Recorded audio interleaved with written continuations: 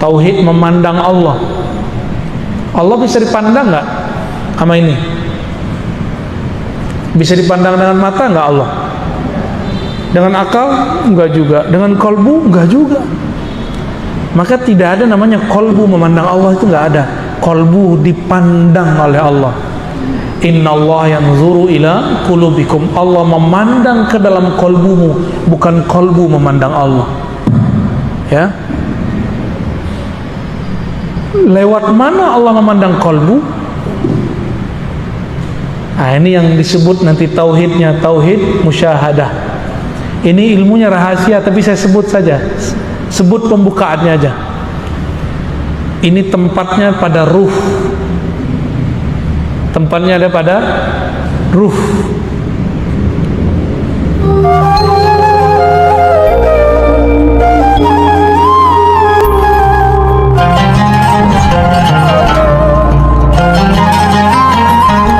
Kita masuk ke materi, mungkin ini materi penutup ya. Ma'rifatul muwahhidin. Ma'rifat ahli tauhid. Ma'rifat ahli tauhid. Ma'rifat pengetahuan al-muwahhidin, orang-orang yang bertauhid kepada Allah Subhanahu wa taala. Ya. Pakai ini. Tes sama aja. Gimana? Sama nggak? Ya, ya telinganya aja yang agak dipasang ya. Saya pelan-pelan insyaallah ya.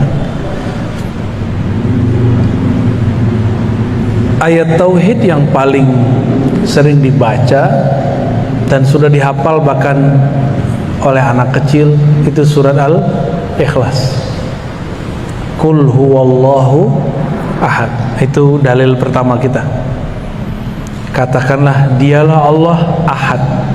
Ahad itu Esa. Esa masih bahasa Sanskerta. Mungkin kita turunkan ke bahasa kita, tunggal, masih bahasa sana juga. Turunin lagi, satu. Tapi satu dengan tunggal itu ada sedikit perbedaan. Kalau satu masih ada duanya, tapi kalau tunggal nggak ada nomor duanya. Tunggal nggak bisa dibagi dua. Esa tunggal itu sama, tidak bisa dibagi dua. Kalau satu bisa 1,5, bener. Kalau satu itu 2 kurang 1, 1. 3 kurang 2, 1. Tapi kalau tunggal nggak begitu.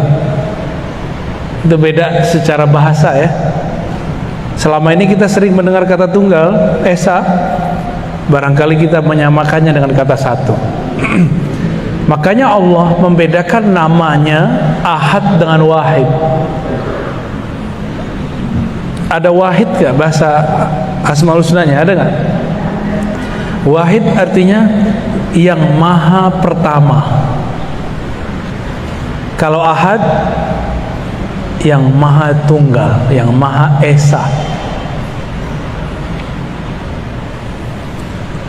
Maka Pancasila nomor pertama, ketuhanan yang maha esa, yang memenuhi syarat cuma umat Islam.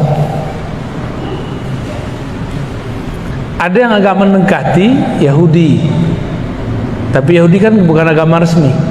Ada yang sedikit mendekati, yaitu Nasrani yang Unitarian, yang menyembah satu Tuhan. Ada lagi yang mendekati, yaitu Hindu murni. Hindu mereka mengatakan bahwa Sang Hyang Widi itu yang Maha Esa. Kita kan sering dengar ada apa dewanya tuh, Dewa Wisnu, Dewa Siwa, yaitu Allah juga. Kalau kita nyebutnya apa? Dewa Siwa itu nama lain daripada Sang Hyang Widi, namun dengan sifatnya yang sangat tegas. Ini dimatiin aja. Mana pergi?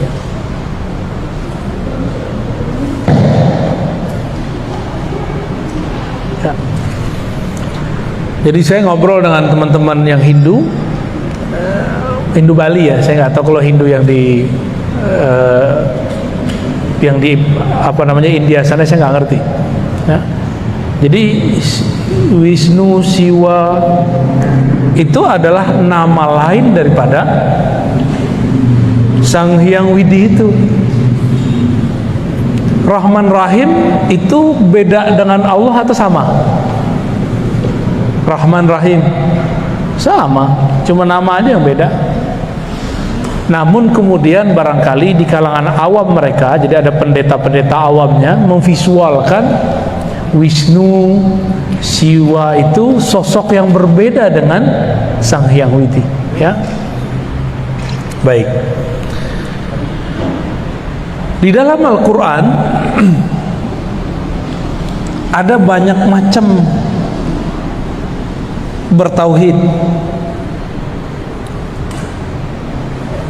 Ada mulai dari tauhidnya orang-orang munafik, orang-orang kafir, ya.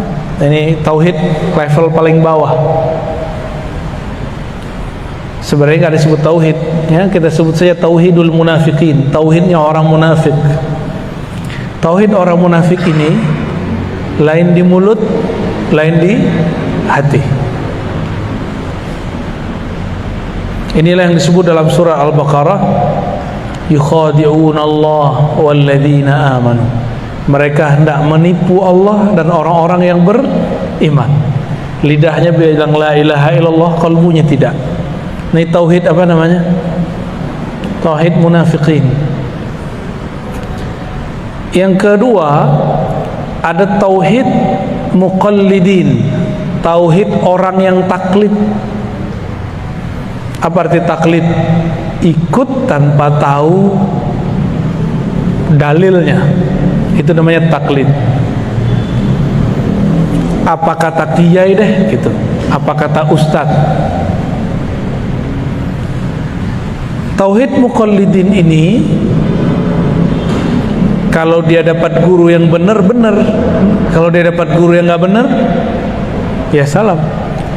Dapat ustadz pengajian mengajarin Allah berada di atas aras, ya sudah dia ikut begitu. Akhirnya terjebak membayang-bayangkan Allah. Dulu di Masjid An-Nasr ada yang ngajarin begitu, ya.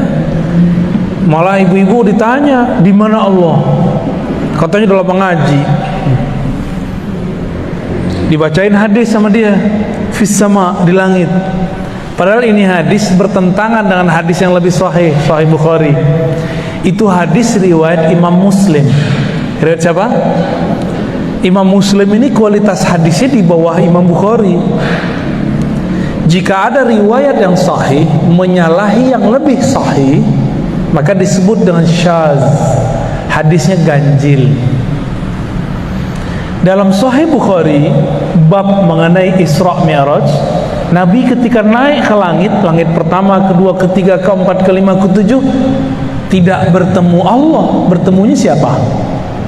Para nabi. Sedangkan hadis ini mengatakan fis sama. Di manakah Allah wahai budak? Si budak mengatakan Tuhan Allah di langit.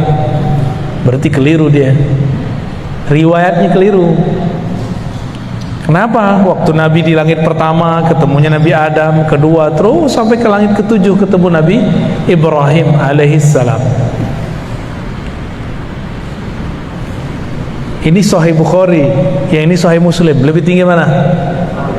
Sahih Bukhari. Maka kita menggunakan Sahih Bukhari sebagai panduan, ya. Oleh karena itu, Imam Nawawi yang punya otoritas menjelaskan hadis di mana Allah dijawab oleh perempuan di langit, itu mengatakan bahwa kata di langit di situ bukan berarti di atas, tapi menunjukkan dia mengingkari Tuhan-Tuhan di bumi.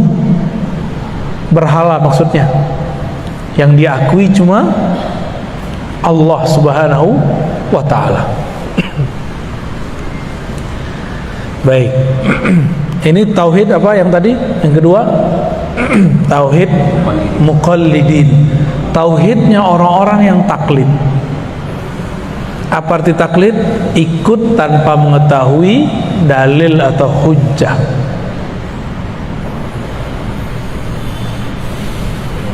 Nah, yang ketiga,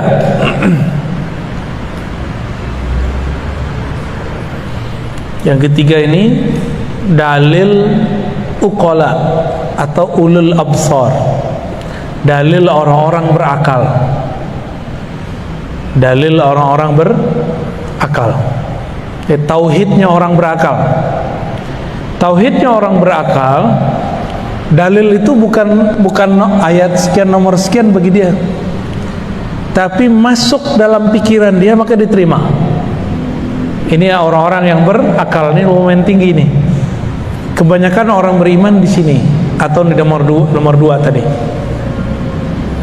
Tauhid al-uqala, tauhid orang berakal. Dia mengenal Allah dengan akalnya. Tapi perlu diingat, akal itu dia punya karakter. Apa karakter akal? Dua aja, menerima, menolak. Inilah yang rumit. Kenapa rumit? Lafaz tauhid itu la ilaha illallah. Itu lafaz tauhid. Coba lihat ya, surat Muhammad ayat 19. Fa'lam annahu la ilaha illallah. Ketahuilah bahwasannya la ilaha. La ilaha artinya tiada Tuhan. Itu namanya menolak. Illallah, kecuali, itu namanya menerima. Bahasa Arab menolak itu nafi. Kalau menerima, menetapkan, bahasa Arabnya isbat. La ilaha nafi, illallah isbat. Coba pakai bahasa Indonesia tadi. La ilaha menolak semua Tuhan. Kebayang Tuhan apa aja buang. Wah, bukan Tuhan saya, bukan Tuhan saya, bukan Tuhan saya. Tuhan itu bukan berarti sesuatu yang kita sembah-sembah aja, bukan. Yang kita yakini menyembuhkan, yang ngasih rezeki. Itu disebut Tuhan. Kalau terbersit dalam hati, yang menyegarkan itu air. Nih saya minum nih, lalu saya meyakini yang menyegarkan air, berarti sudah nambah Tuhannya. Jadi kita minum tapi tidak meyakini air yang menyegarkan. Allah lah yang menciptakan kesegaran di dalam itu. Gitu. Minum obat. Ada nggak orang minum obat nggak sembuh-sembuh? Ada, banyak. Nih depan saya banyak yang minum obat nggak sembuh-sembuh. Bener. Ini umur-umuran ibu-ibu ini kan, bapak-bapak ini sudah umur-umur ya sisa-sisa sehat, banyak sakitnya. Ya, bener ya. Penyakit itu ada di darah, Bapak Ibu. Nabi diperintahkan oleh Allah ketika naik ke langit ketujuh, apa kata Allah lewat Sayyidina Jibril, sampaikan ke umatmu, berbekamlah kalian. Maka ibu berbekam ya, mumpung masih ada darahnya. Ntar udah meninggal udah gak ada. Yang dibuang kan darah kotor. Oh sakit itu kan fisiknya. Nanti enaknya panjang. Bangun tidur pada berat nggak punggungnya? Kebanyakan. Ya itu ciri-ciri darahnya nggak bener itu.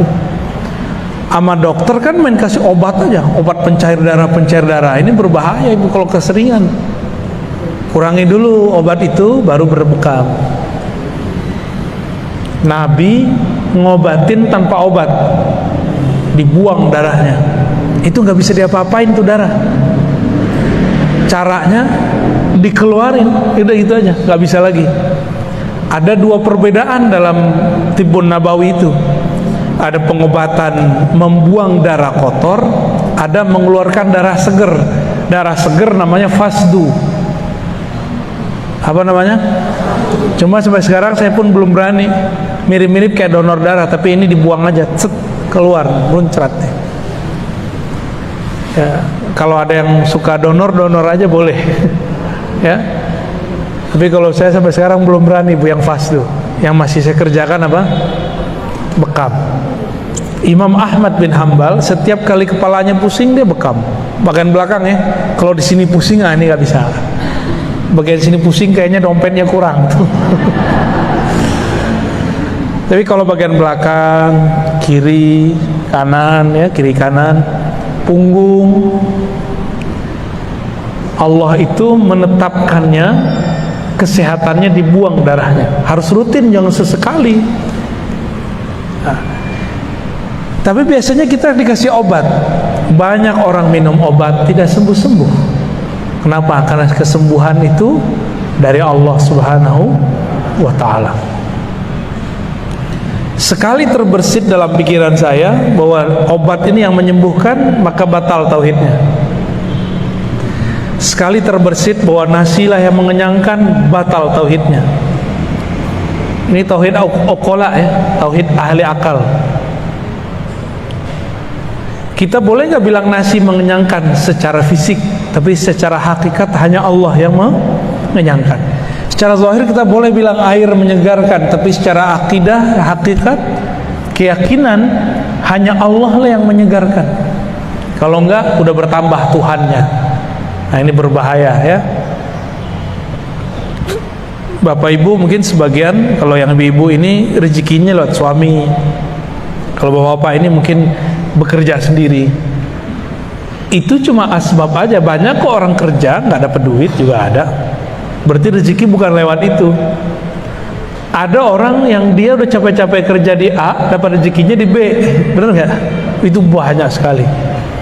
Udah daftar, nggak jebol-jebol. Tahu-tahu jadinya dia mandiri, ya.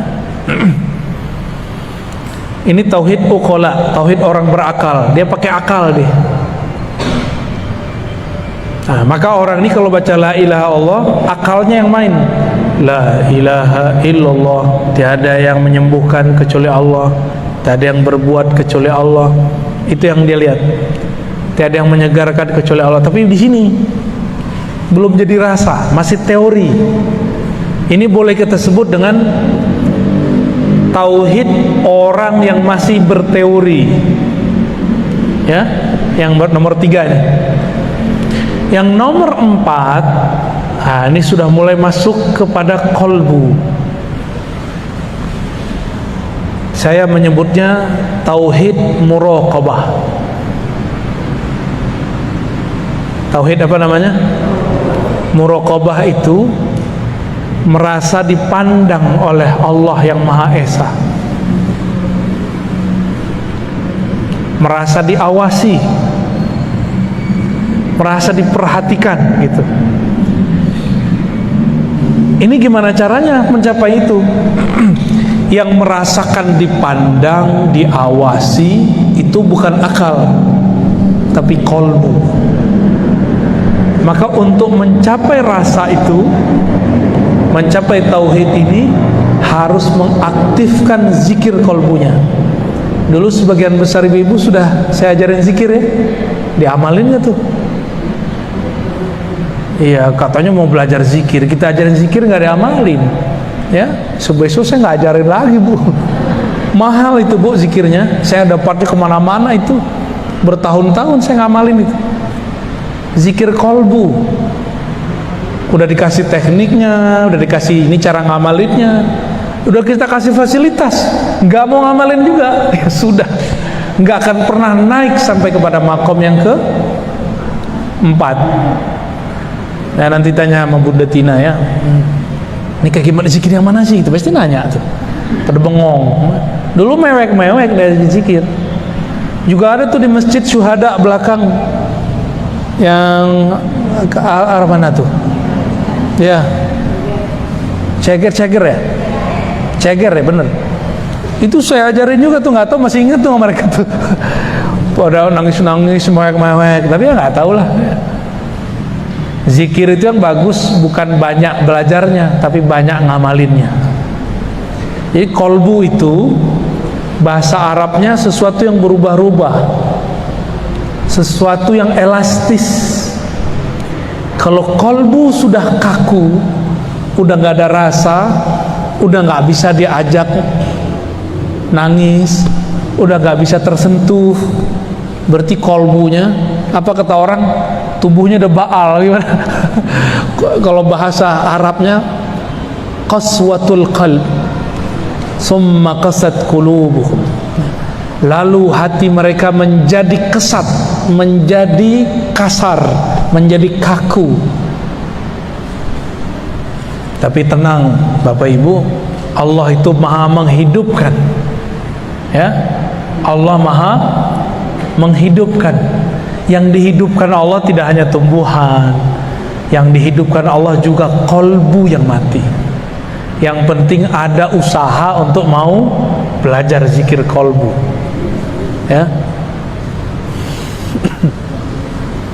Next, Ibu pakai mic sendiri ya, mic sendiri terus bawa. Ini pakai itu nggak? Udah ada, tapi kok masih bengang ya?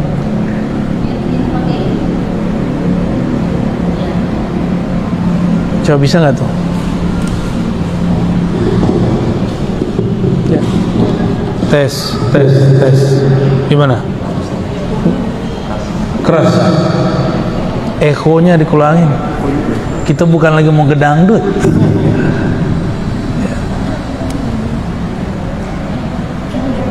Ya, tes.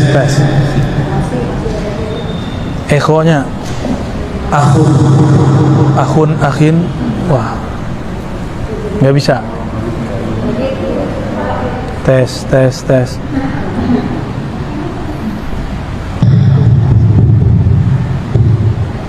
Bismillah. Ya, oke, baik. Lebih jelas ya. Ya, biar sayanya juga nggak terlalu banyak ngeluarin suara, energinya capek juga. Baik. Jadi tauhid yang keempat ini gimana tauhidnya? Tauhid muraqabah. Tauhid muraqabah di mana tempatnya? Kolbu. Kolbu itu apa yang dia rasakan? Dipandang, diawasi, diperhatikan. Ya. Lalu apa yang dibaca? Yang dibaca sama, la ilaha illallah. Tapi pemahaman yang akan ditambah. Apa pemahaman waktu baca la ilaha illallahnya? Pemahaman yang dibaca waktu itu adalah la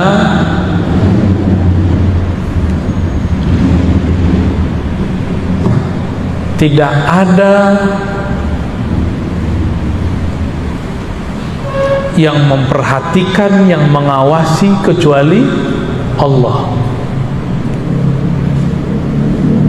Tidak ada yang memperhatikan, tidak ada yang mengawasi kecuali Allah. Jadi dia baca la ilaha illallah, tapi beda makna dengan orang munafik. Orang-orang munafik baca la ilaha illallah, lidahnya baca, pikirannya kemana-mana. Tapi kalau ahli kolbu ini baca la ilaha illallah, dalam hatinya dia merasa dilihat oleh Allah. Lebih dulu merasa dilihat atau bacaannya yang lebih dulu? Bisa dua-duanya Pak. Bagi yang belum ada rasa itu baca aja dulu. Kita baca la ilaha illallah, tiada yang memperhatikan aku kecuali Allah. Ini zikir dapat menghancurkan riya. Ini zikir dapat menghabiskan ya, sum'ah.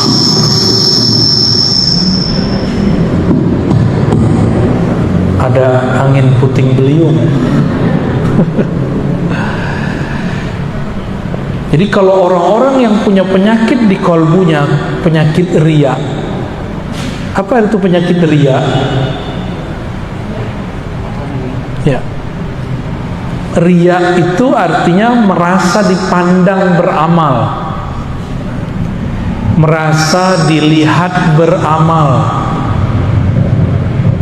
ya, itu riya. Saya sudah sering membedakan antara riya dengan sombong.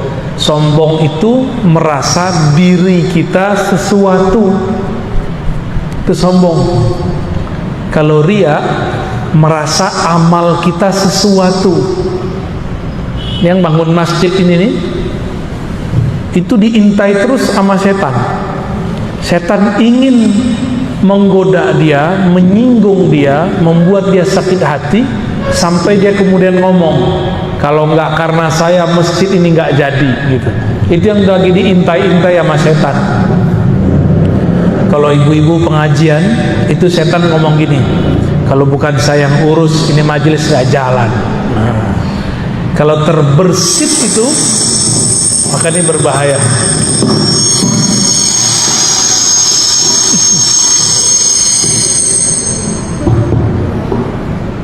Waduh, ada angin puting beliung berkali-kali nih. Baik.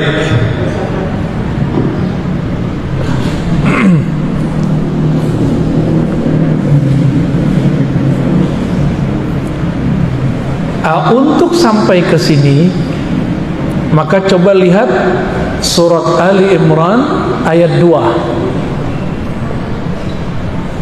Alif Lam Mim, Allahu la ilaha illa huwal hayyul qayyum. Allah tiada yang berhak disembah kecuali Dia. Dan insyaallah udah bagus, Bu. Udah bagus ya. Masih jelas kan? Udah beres, Bu.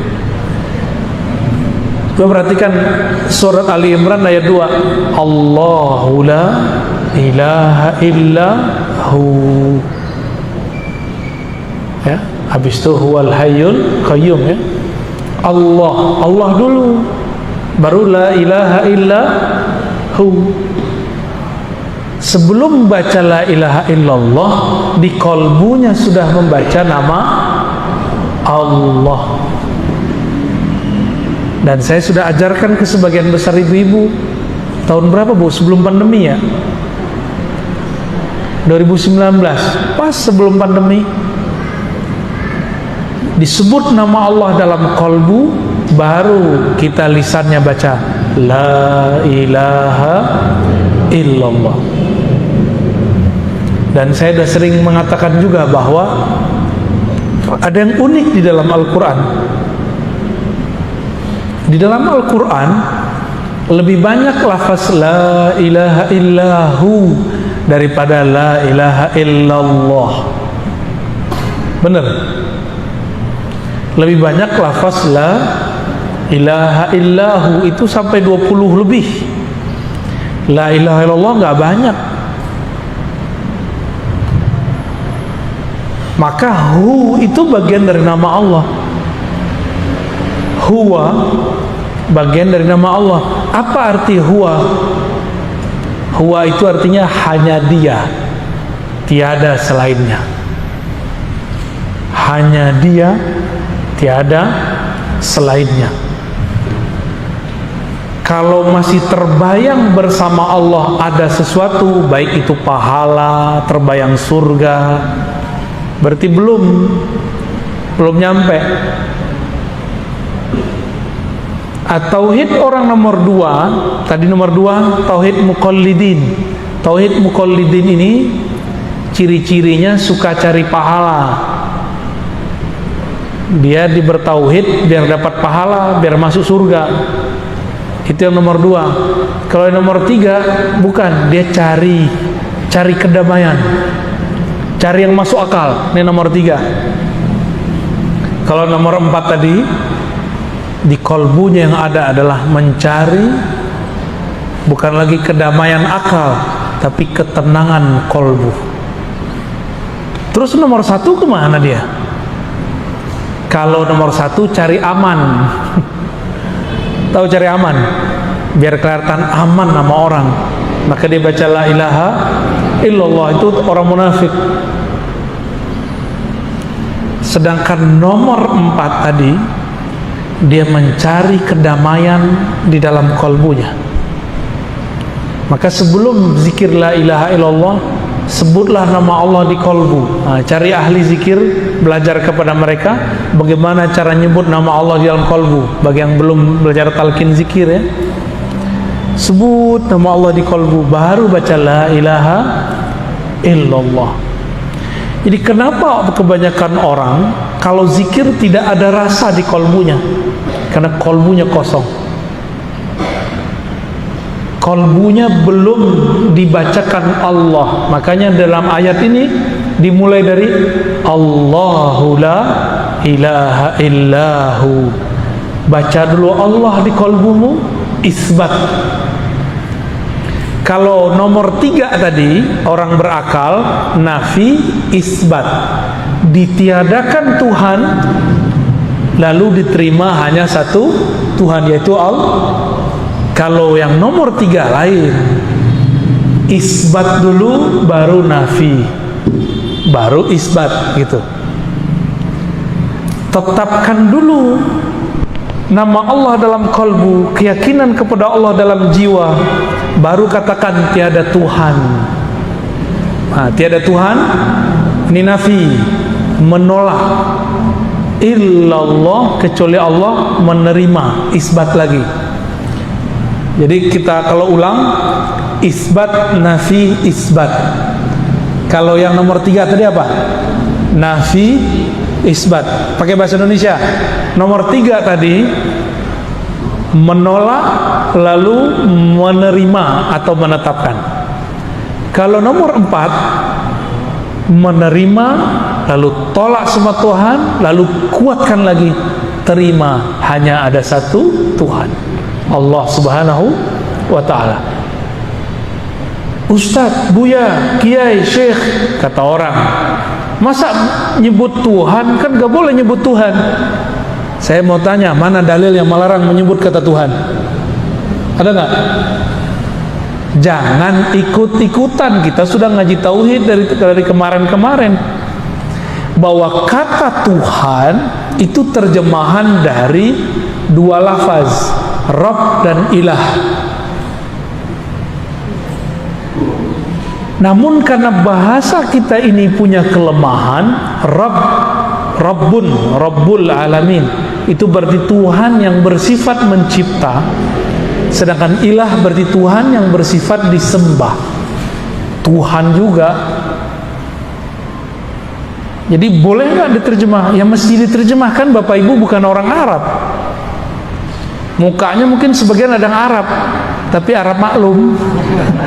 Ya, ajak ngomong bahasa Arab dikit bingung.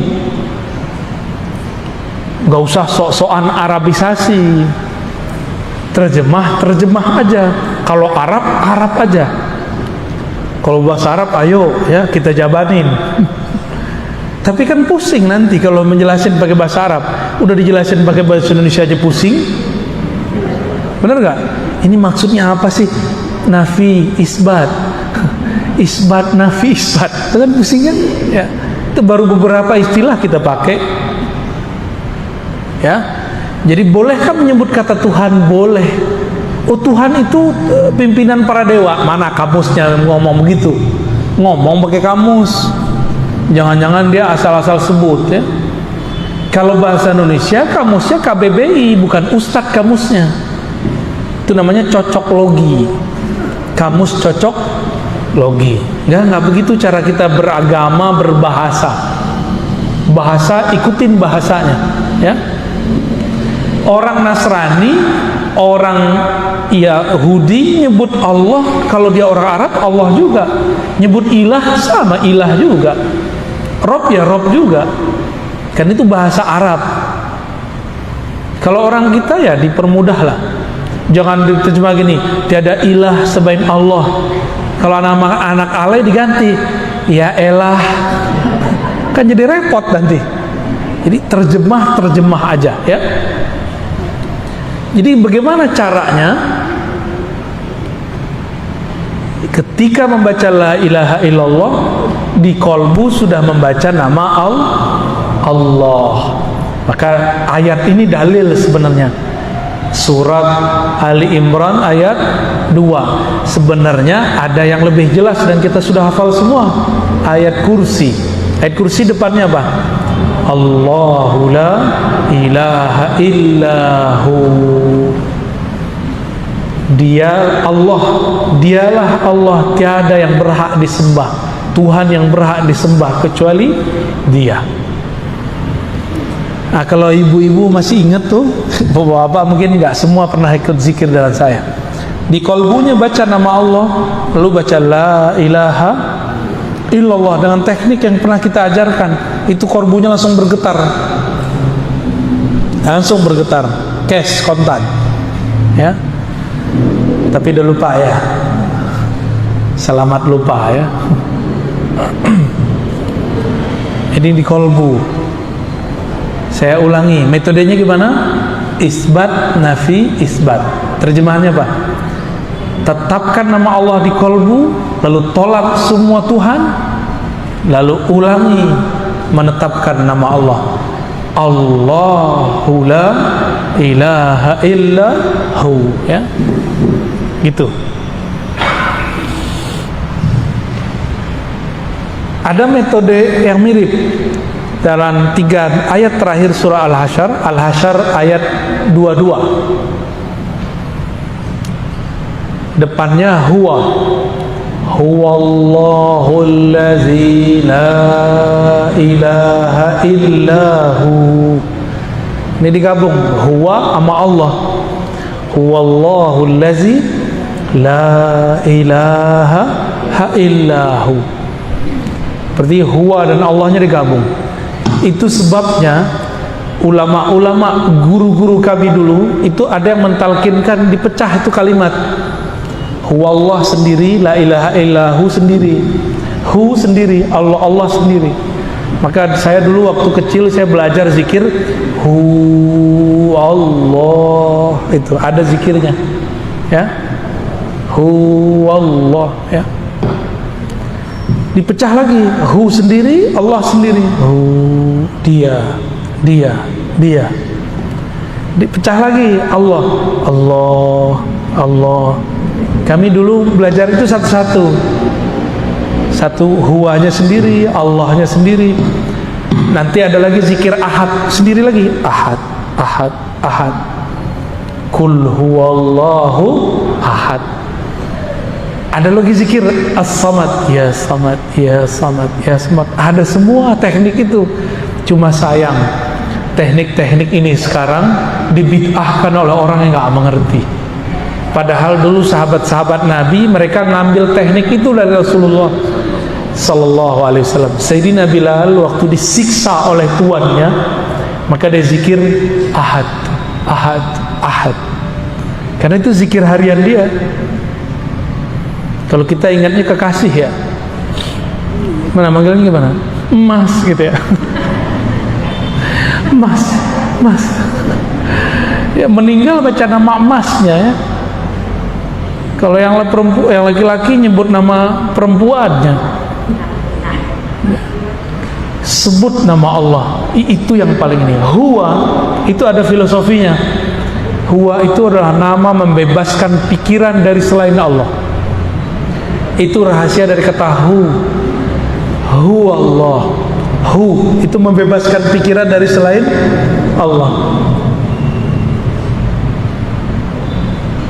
Jadi orang-orang yang penakut itu zikirnya hu Allah. Misalnya takut ada kuntilanak, genderuwo, baca aja itu di situ. Bersih tar tempat tuh. Otak dia juga bersih dari horor.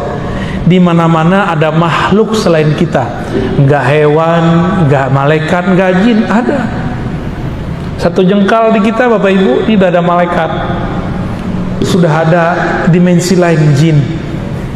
Jadi kalau orang bilang rumah saya berpenghuni, ya iya, penghuninya kamu satu.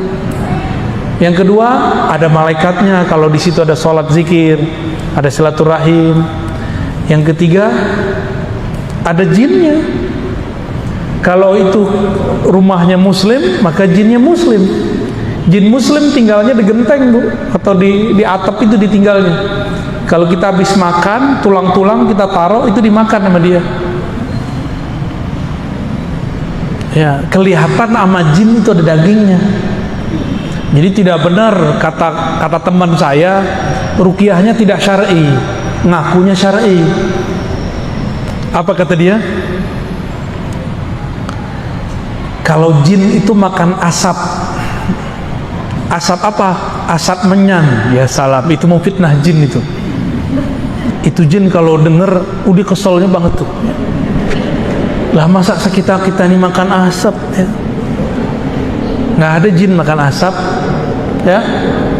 Pernah denger nggak begitu? Nggak boleh pakai menyan. Lah di zaman dulu mana ada parfum misik namanya, orang dulu nyebutnya menyan, dibakar. Sama kayak bahasa Arabnya bukhur. Bukhur kan dibakar juga, sama. Mungkin kita ngelihat ada orang Hindu Buddha atau orang-orang penyembah berhala bakar dupa. Dupa itu nggak ada urusannya sama jin atau enggak. Itu masalah orang yang bakarnya. Ya.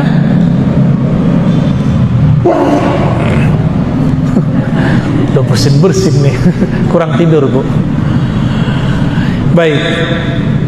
Ini baru nomor 4. Tauhid ahli qalbu. Kita sudah sebutkan maknanya, tempatnya di mana, bacaannya apa, caranya gimana. Tinggal ketemu mursyidnya aja ya. Tauhid qalbu ini adalah tangga ihsan paling bawah. Nabi mengatakan ihsan itu engkau beribadah seakan memandangnya, jika tidak maka merasa dipandangnya. Jadi nanti buahnya itu sholat kayak merasa diperhatiin. Tapi kalau belum, ya udah zikir yang Allah aja dulu, atau huwa Allah aja dulu, ya itu cukup kok. Naik lagi, apa nih zikirnya? Boleh disebut zikir mukhatabah, zikir dialog. Disebut tauhidnya tauhid musyahadah, tauhid memandang Allah Subhanahu wa ta'ala. Tauhid memandang Allah. Allah bisa dipandang nggak sama ini? Bisa dipandang dengan mata nggak Allah? Dengan akal? Enggak juga. Dengan kolbu? Enggak juga. Maka tidak ada namanya kolbu memandang Allah, itu nggak ada. Kolbu dipandang oleh Allah. Innallaha yanzuru ila qulubikum. Allah memandang ke dalam kolbumu, bukan kolbu memandang Allah. Ya. Lewat mana Allah memandang kolbu? Nah, ini yang disebut nanti tauhidnya tauhid musyahadah. Ini ilmunya rahasia, tapi saya sebut saja. Sebut pembukaannya aja. Ini tempatnya pada ruh. Tempatnya ada pada ruh.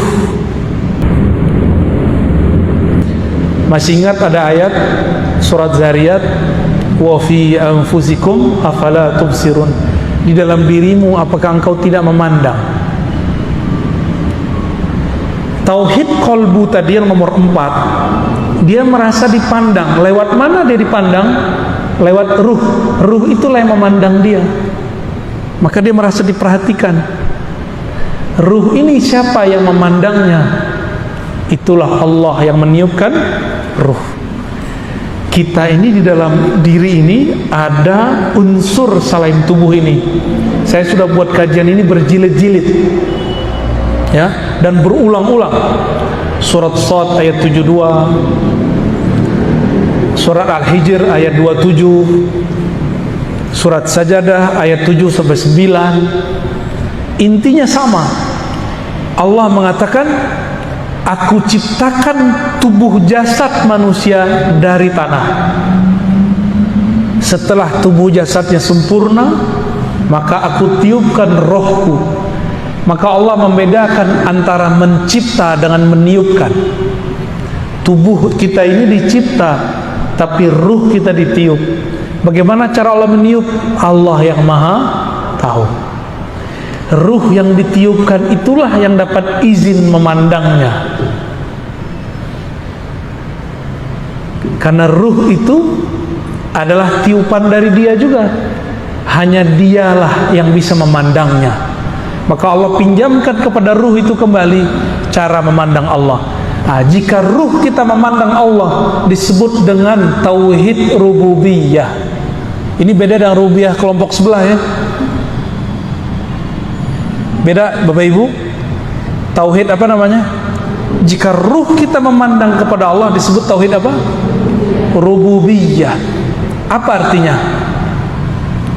Memandang peran Allah dalam keragaman alam semesta.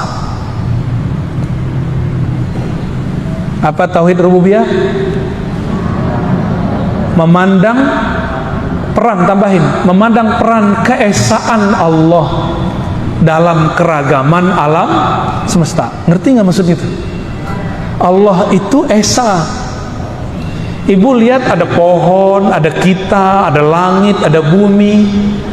Dalam memandang itu semua, kita punya keyakinan bahwa semua ini diciptakan dengan kunnya Allah. Maka ini tauhidnya, lafaznya ada pada kun fayakun. Ya, apa lafaz tauhidnya? Kun fayakun.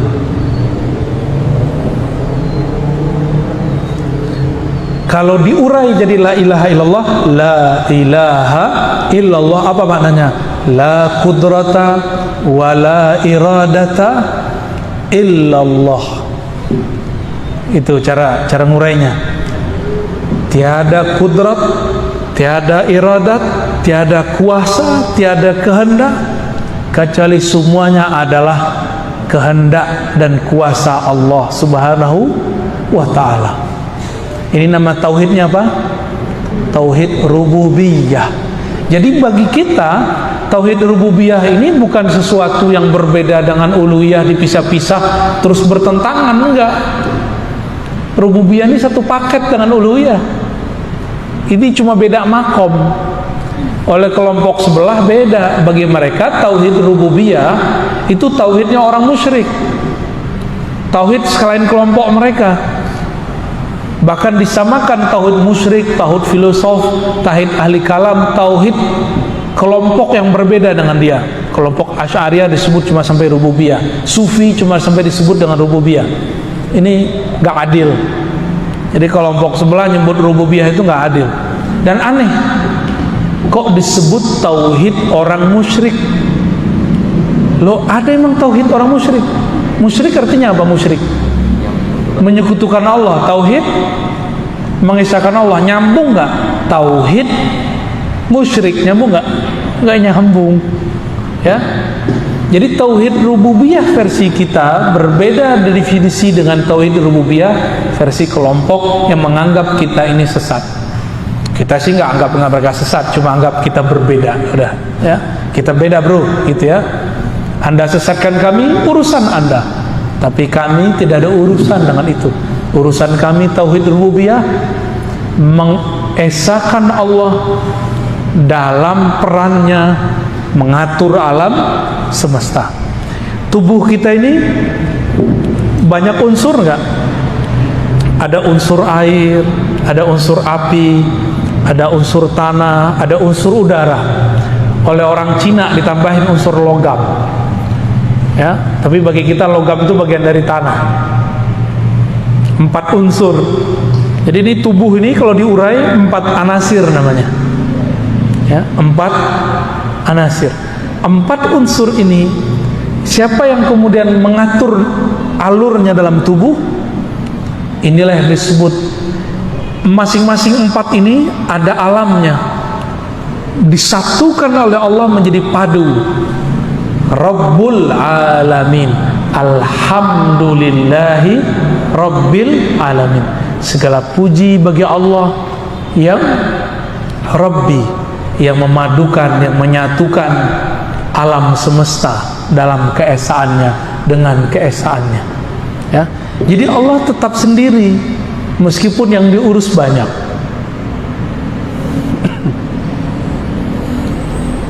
Itu tauhid apa tadi?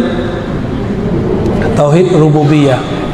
Maka orang ini dia memandang apa aja Di situ dia melihat peran Allah. Itu. Dia lihat dirinya, lihat satu helai rambut di badannya, yang dia pandang adalah Allah Subhanahu wa ta'ala. Terus ada yang lebih tinggi. Kalau tadi sifat yang berganti, sekarang bukan lagi, namanya tauhid musyahadah, atau disebut juga tauhid uluhiyah. Tadi musyahadah nama depannya sudah ada, kita tambahin ini musyahadah uluhiyah, ada musyahadah rububiyah. Ini musyahadah uluhiyah. Apa arti musyahadah uluhiyah? Itulah yang terkandung dalam surat Thaha ayat 14 dan surat Al-Ikhlas ayat pertama. Wahai Musa, kata Allah, la ilaha illa ana. Wahai Musa, tiada yang berhak disembah, yang berhak dituju, yang berhak dipuji kecuali aku. Ini yang ngomong siapa? Allah. Jadi Allah mengesakan dirinya dengan dirinya, nggak perlu alam. Kalau tadi rububiyah itu Allah mengesakan dirinya pada alam semesta, maka kita pandang semua alam, semuanya bergantung kepada keesaan Allah. Seandainya negara Indonesia ada 2 presiden, kacau nggak? Jangankan 2 presiden, baru 2 calon presiden beberapa tahun lalu udah pecah kepala kita ya, bener nggak? Udah pusing kita sudah. Gimana kalau 2 pemilik alam semesta? Jika ada 2 Tuhan di alam ini, negeri ini hancur, negaranya hancur, semua alam semesta hancur.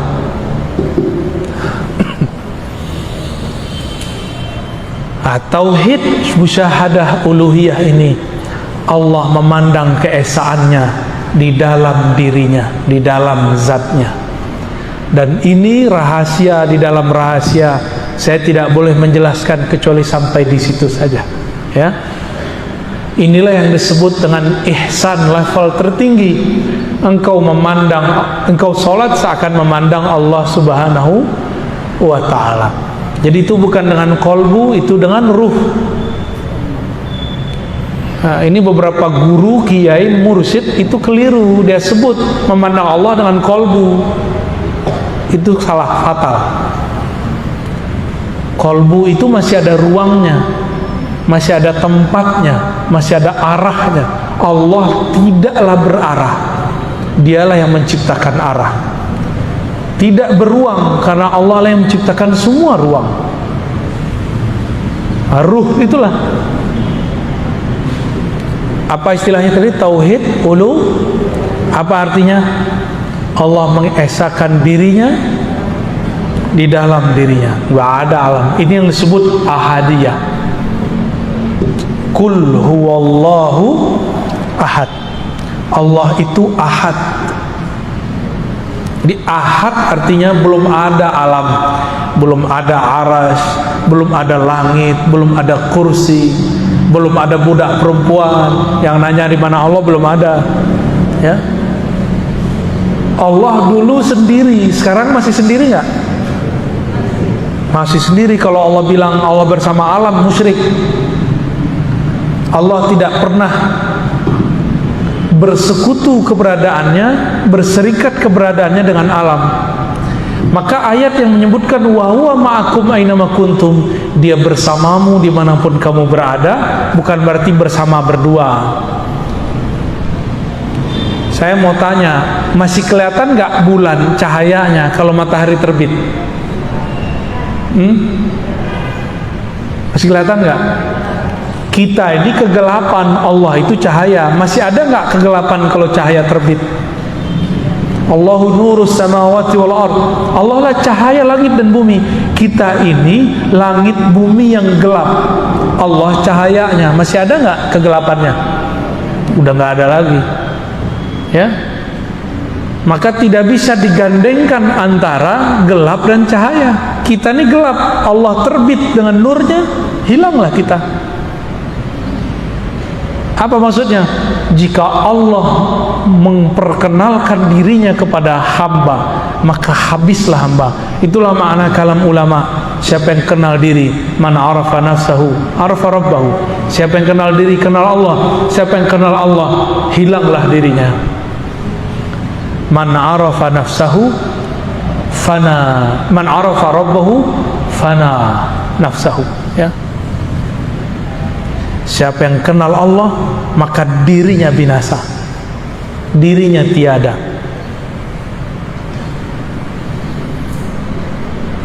Nah, Nabi Musa waktu beliau meminta bertemu Allah, masih ingat ceritanya? Itu Allah hanya menunjukkan satu percikan cahayanya. Oleh Sayyid Ahmad bin Idris al-Idrisi, Imam Idris, ya, beliau mengatakan itu cahaya disebut Nur Muhammad sallallahu alaihi wasallam. Itu dalilnya. Dalil Nur Muhammad ada di situ. Jadi yang diperlihatkan Allah kepada bukit, kepada gunung, lalu gunungnya hancur, itu cahaya Nabi Muhammad sallallahu alaihi wasallam. Kok bisa cahaya Nabi menghancurkan gunung?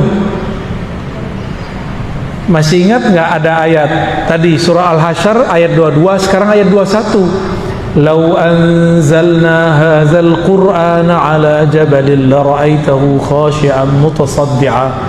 Seandainya Quran ini diturunkan ke bukit, ke gunung, gunung hancur, binasa, tertunduk, khashi'an mutasaddi'a. Nabi itu ditanya sama Aisyah, apakah akhlak Nabi? Apa jawaban Sayyidah Aisyah? Akhlaknya adalah Al-Quran. Al-Quran cahayanya cahaya Nabi. Nyambung? Nyambung nggak? Belum nyambung ya? Saya ulangi ya. Nabi Musa nggak sanggup melihat cahaya. Cahaya itu diperlihatkan ke gunung hancur. Tadi Sayyid Ahmad bin Idris al-Idrisi bilang cahaya itu namanya cahaya Nur Muhammad. Sayyidah Aisyah ditanya, Nabi Muhammad itu akhlaknya apa? Al-Quran. Maka cahaya Nabi ditunjukkan ke bukit, hancur bukit. Karena kalau cahaya Quran itu diturunkan kepada bukit, pegunungan, gunung hancur. Itulah rahasianya kenapa waktu Nabi naik ke atas gunung Uhud bergoyang. Goyang Uhud yang kita lihat, mungkin sebagian besar sudah pernah ke gunung Uhud, ya, benar. Itu gunung yang sangat tegar, perkasa itu, ketika Nabi naik ke atasnya, dia bergetar.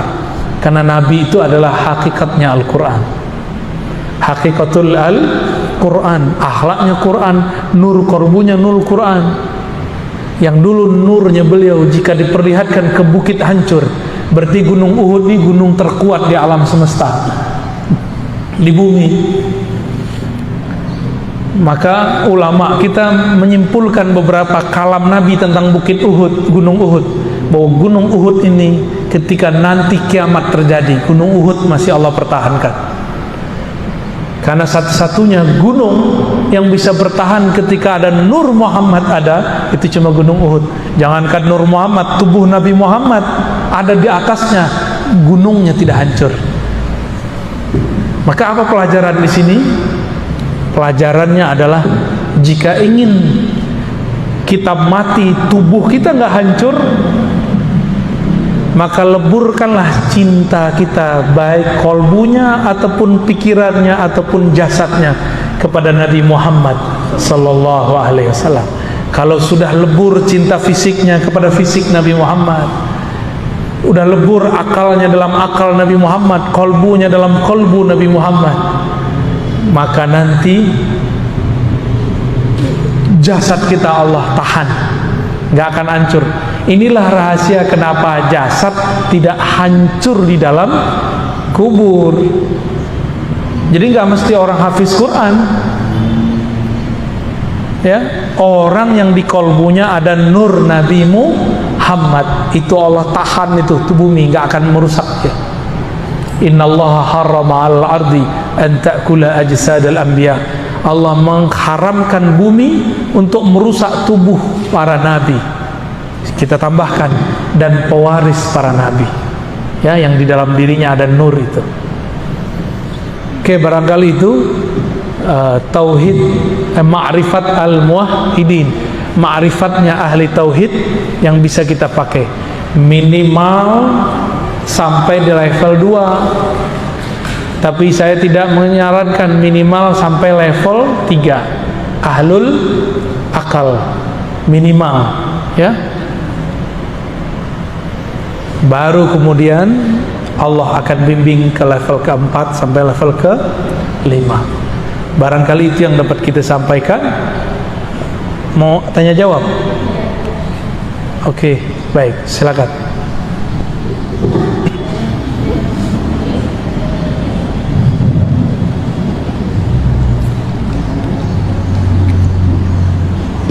Pakai tulisan, Pak? Pakai tulisan. Ya, ada tulisan besar.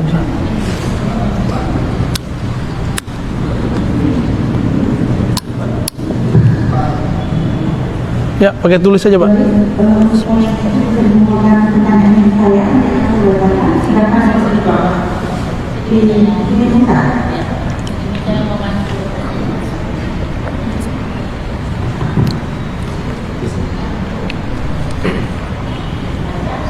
Assalamualaikum warahmatullahi wabarakatuh. Alhamdulillah wassalatu wassalamu ala rasulillah. Terima kasih banyak kepada guru kita Buya Dr. Razin Hashim yang sudah memberikan penjelasan tentang makrifat al-muwahhidin, makrifatnya orang-orang yang bertauhid. Sekarang kita masuk ke sesi tanya jawab. Saya akan pilih pertanyaan-pertanyaan yang sudah diajukan, yang sudah dituliskan di kertas. Panitia sudah menyediakan kertas jawaban, kayak mau ujian aja, Musa. Kertas untuk menulis pertanyaan.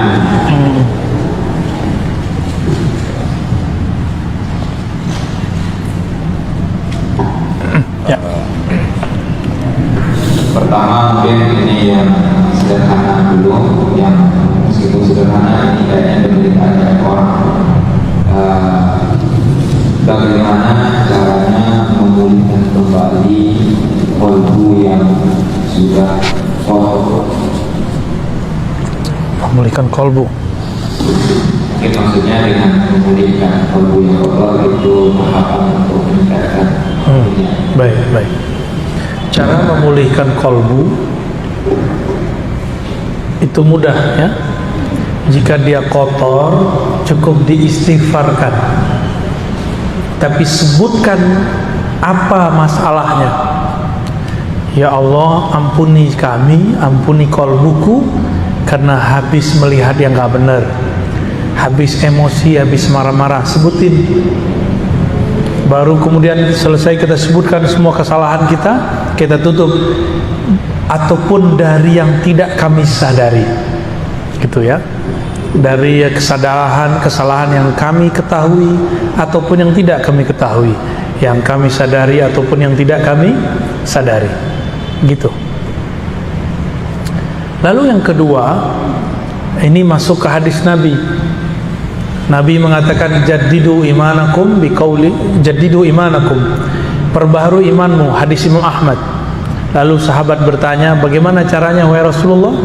Nabi mengatakan, aksiru min qauli la ilaha illallah, perbanyak lafaz la ilaha illallah. Maka dari tadi saya selalu menyebutkan caranya pakai la ilaha illallah, nggak ada lebih, cuma itu caranya, tangganya cuma itu kepada Allah. Seorang munafik pun aman dari status yang berbahaya itu karena lafaz la ilaha illallah, ya. Bedanya kalau la ilaha illallah untuk menyegarkan kolbu, matanya dipejam, ya, pikirannya diistirahatkan, lidah membaca dimulai dengan kolbu. Kolbu dulu yang baca. Itu cara menyegarkan kolbu, ya. Barangkali itu. Baik, pertanyaan berikutnya, untuk mendapatkan rasa keesaan Allah Subhanahu wa Ta'ala, bila melihat kita Allah tidak mudah, lalu bagaimana cara agar rasa itu ada? Gak usah ngelihat ke gunung, ke pohon, kejauhan, lihat ke kita aja, ya. Bapak Ibu ini saya sering nanya loh di luar, dan pertanyaan ini sering dilupakan. Itu satu helai rambut yang ada di tangan, di kepala, kita yang numbuhin atau Allah? Allah. Sudah dapat tauhid udah. Ini yang sudah ubanan nih, bisa nahan nggak keluarnya uban? Bisa nggak Pak? Nggak bisa. Yang jerawatan, bisa nahan nggak keluar jerawat? Nggak bisa. Di situ aja kita sudah kalah dan kita mengatakan, oh, satu helai rambut pun bukan aku yang berkuasa, tapi Allah lah yang berkuasa. Sudah masuk ke tauhid itu, ya. Saya juga sering nanya, Bapak Ibu punya kuku manjang nggak? Manjang, bener. Kukunya manjang nggak? Tiap minggu potong. Giginya manjang nggak? Tuh siapa yang nyuruh berhenti gigi kita? Ya Allah, kita aja nggak bisa nguasain gigi, coba. Untung gigi kita nggak kayak kuku. Kalau nggak dia maju terus, manjang terus. Tiap kali mau pengajian mikir dulu. Jadi tubuh ini bukan kita yang berkuasa, yang berkuasa Allah Subhanahu wa Ta'ala. Itu udah masuk ke tauhid. Jadi nggak usah ke gunung, ke Bogor, kelamaan kena macet dulu, ya. Ya, yang gampang deh, ambil biji jagung, ambil biji cabai, aduk-aduk, ntar salah tumbuh nggak? Salah nggak tumbuhnya? Nggak bakal. Yang biji cabai pasti tumbuhnya cabai, yang biji jagung pasti tumbuhnya jagung, nggak ketuker. Kalau kurang percaya lagi, yang mirip itu kan padinya, padi ketan sama padi beras, aduk aja tuh mirip, ntar tumbuhnya beda nggak? Tetap beda. Begitu Allah nggak pernah salah dalam mencipta, maka Allah nggak akan pernah mengirim rezeki baik namanya rezeki jodoh, rezeki uang, rezeki sehat, ya. Jadi Bapak Ibu ini jodohnya nggak akan ketuker. Saya pengennya sama dia, kok dia yang dapat dia? Itu nggak bener begitu, ya. Kita tidak akan pernah ketuker jodohnya, nggak akan pernah. Walaupun suami istri, rezekinya nggak akan pernah ketuker juga. Rezeki istri ya untuk istri, suami untuk suami, anak ya untuk anak, nggak akan pernah ketuker. Kalau suami istri aja nggak bisa ketuker, gimana sama tetangga? Biar gimana dengan teman kerja? Nggak akan ada namanya rezeki ketuker. Kalau begitu muncul nggak sifat iri? Kalau sudah paham begini, kalau sudah paham bahwa rezeki tidak pernah ketukar, muncul nggak iri? Nggak bakal ada iri. Orang iri dengki karena dia tidak kenal kepada Allah Subhanahu wa Ta'ala, ya. Nggak akan pernah ketukar. Tidur itu rezeki loh. Tidurnya Bapak Ibu nggak akan saya ambil. Makanya orang-orang kalau udah ngantuknya datang, mau di depannya ada bom nggak bangun-bangun dia. Oke, lanjut. Sebelumnya Bapak Ibu karena banyak pertanyaan dan itu kita pilih dari semua pertanyaan dan ditanyakan. Dan beberapa pertanyaan di sini juga sebenarnya sudah sering dibahas sama Buya, tapi nanti untuk pertanyaan yang diajukan ternyata tidak nyata bisa mungkin dicari jawabannya dari kajian Buya sebelumnya. Nah, di sini pertanyaan berikutnya ya, terkait dengan tauhid musyahadah tadi. Di mana kalau musyahadah tadi ada dua macam, musyahadah rububiyah dan musyahadah uluhiyah. Di sini maknanya mungkin kelihatan masih bingung tentang musyahadah uluhiyah. Ketika Allah bermusyahadah dengan dirinya pada dirinya, lalu dalam manusia ada di mana? Udah nggak ada manusia, ya. Kullu man 'alaiha fan, ya. Semua yang ada akan binasa. Jadi binasakan dulu, matikan dulu diri kita sebelum mati, baru tahu tuh rasa itu. Jadi kalau akalnya masih kritis, kolbunya masih mencari-cari, belum nggak akan dapat rasa itu. Ya, itu rasa dikasih sama Allah. Jadi yang nomor terakhir musyahadah uluhiyah dan rububiyah itu anugerah dari Allah.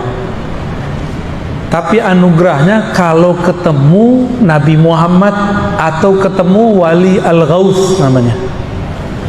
Wali pangkatnya paling tinggi. Karena ini makomnya beliau, makomnya Nabi dan pewaris-pewaris beliau itu. Kalau nggak ketemu mereka nggak akan pernah dapat. Paling cuma dikasih wirid-wirid aja sama guru, sama kiai. Malah nih sekian, gitu aja paling, nggak akan dapat lebih. Tapi kalau ketemu dengan al-ghaus, wali yang lebih tinggi dari semua wali, yang kolbu dia plok copy paste kolbu Rasulullah, ya, seperti Syekh Abdul Qadir Jilani, Sidi Ahmad Rifai, ya, Abul Hasan Syazili, Ahmad Tijani, itu mereka kolbunya itu. Maka murid-murid mereka mengalami hal itu. Ya, kalau di akhir zaman ya Al-Ghaus akhir zaman sampai nanti Al-Imam Al-Mahdi, ya. Jadi itu anugerah dari Allah, nggak usah dipikir-pikirkan. Berdoa aja semoga ketemu mereka, dididik oleh mereka, lalu kemudian kita dihantarkan Allah kepada itu. Amin ya rabbal alamin, ya. Udah. Satu lagi. Pertanyaan terakhir terkait dengan zikir-zikir yang tadi dibahas oleh Pak Buya, yang dibicarakan ada zikir Allah, zikir Ahad dan sebagainya. Nah, zikir-zikir itu kan ada tahapan juga. Kapan zikir tersebut zikir Allah Ahad itu tidak? Hu Allah hilang kalau sudah baca ahad. Huwallahu ahad. Ahad artinya apa? Dia sendiri, maha sendiri, alone. Kalau Allah itu pencipta, Allah itu nama pencipta. Huwa, kalau ada huwa berarti ada anta, ada ana, ada kamu, ada aku. Jadi huwa Allah, hilanglah huwa Allah. Nanti Allah kasih rasa ahad namanya dalam kalbu. Yang terasa sama kita cuma Allah aja. Tapi itu disebut ahwal. Apa arti ahwal? Kondisi. Yang kondisi ini nggak boleh lama-lama, karena kalau lama-lama orangnya bisa kayak orang ngebleng. Tapi dia bukan gila. Dia kayak Laila Majnun. Cerita Majnun itu dia begitu tuh. Kelihatan kayak gila, dia bukan gila, dia sedang waras. Cuma lagi mabuk dalam itu. Nah, orang kalau mabuk di sini nanti dia menjadi wali majzub. Apa arti wali majzub? Wali yang ketarik akalnya, yang dominan cuma cintanya kepada Allah. Makanya kita ini kalau masih pakai akal semata memahami itu nggak bisa paham. Ada wali-wali yang aneh-aneh. Karena orang-orang kasmaran itu aneh-aneh. Benar nggak? Laki perempuan lagi kasmaran aneh-aneh. nggak pakai otak dia, agak miring dikit, seakan dunia milik dia dan yang dicintainya doang, ya. Nah, apalagi jatuh cintanya kepada Allah Subhanahu wa ta'ala, ya. Jadi itu hanya terjadi pada orang yang zikir, para muhibbin, orang-orang cinta kepada Allah Subhanahu wa ta'ala. Khalas ya? Masih ada? Oh ya, ini kan tawakufan ya, kita sudah 6 pertemuan, bener ya? Nanti Sidi Musa yang ngajar ya. Pakai kitab apa yang udah? Aqidatul Awam sudah? Sama Habib Geis? Belum ya? Habib Geis ngajar apa? Aqidatul Awam. Ya, nanti kitab apa kayak fikih sama Sidi Musa nanti belajar fikih. Ya. Bapak Ibu, beruntung di masa seperti ini kita masih waras, masih mau ngaji. Ya. Banyak orang yang nggak mau ngaji sekarang. Padahal obat pandemi ini bukan hanya divaksin, dibawa ke rumah sakit, enggak. Salah satu obatnya adalah mendekatkan diri kepada yang menciptakan alam semesta, termasuk vaksin itu, termasuk pandemi itu. Walaupun zahirnya pandemi itu dibuat oleh sekelompok orang jahat, tapi kan semua izin Allah. Semua izin Allah. Maka saran saya, mumpung masih ada waktu, mumpung belum kena COVID yang paling parah, udah mendekatkan diri kepada Allah. Ya, Bapak Ibu di rumah, nggak di rumah, mati, ya kan? Ya udahlah, keluar aja. Orang keluar ke mall masih kita ngaji nggak mau. Lebih bawah ya kalau di mall, di rumah makan apalagi. Itu cuma buat XX doang. Nanti kalau udah makan hilang protokolnya. Sekarang itu kayaknya cuma gaya-gayaan aja. Kalau udah begitu, masa untuk kolbu kita cuma gaya-gayaan doang? Harus lebih serius, ya. Jadi obat dari semua ini cuma satu. Innallaha ma'ana, menghadirkan bahwa Allah bersama kita. Baru nanti muncul inna awliya Allah la khaufun alaihim wa lahum yahzanun, surat Yunus. Sesungguhnya kekasih-kekasih Allah tidak ada rasa takut di kolbunya, tidak ada rasa sedih yang berlebihan dalam dirinya. Kenapa? Karena kolbunya sibuk menyebut nama Allah Subhanahu wa ta'ala, ya. Ruhnya sibuk menatap Allah, lisannya sibuk qomat kamit membaca kalimat-kalimat Allah, tubuhnya sibuk menyembah Allah. Udah gitu aja kerjaannya. Niatkan kerjaan kita nyembah Allah. Kalau orang kerja nyembah Allah, mungkin nggak dia korupsi.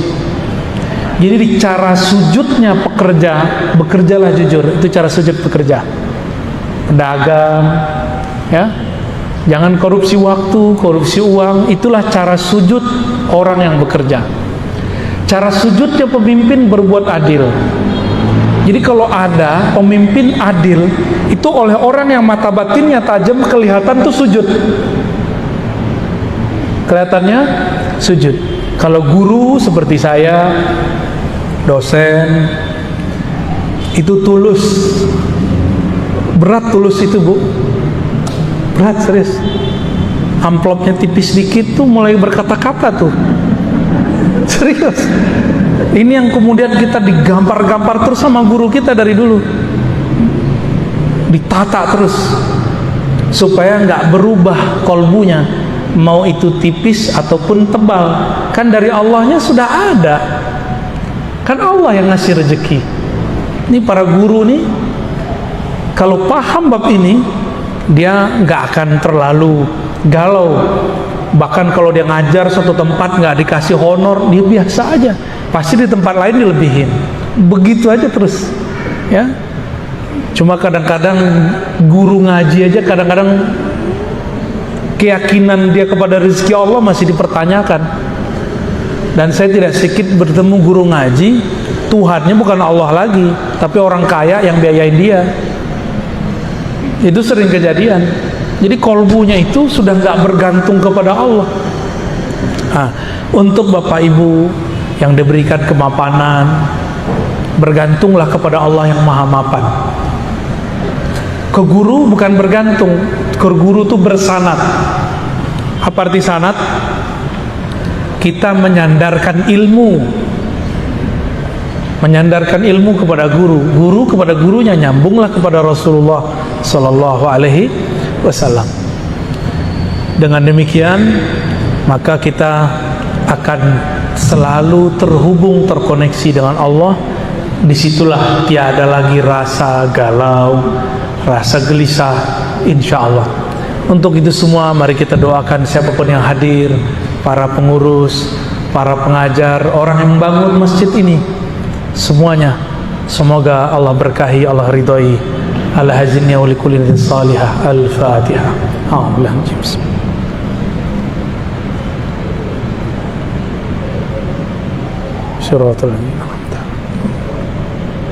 Alhamdulillah Rabbil Alamin. Baik Bapak Ibu, mohon izin ya, mohon pamit.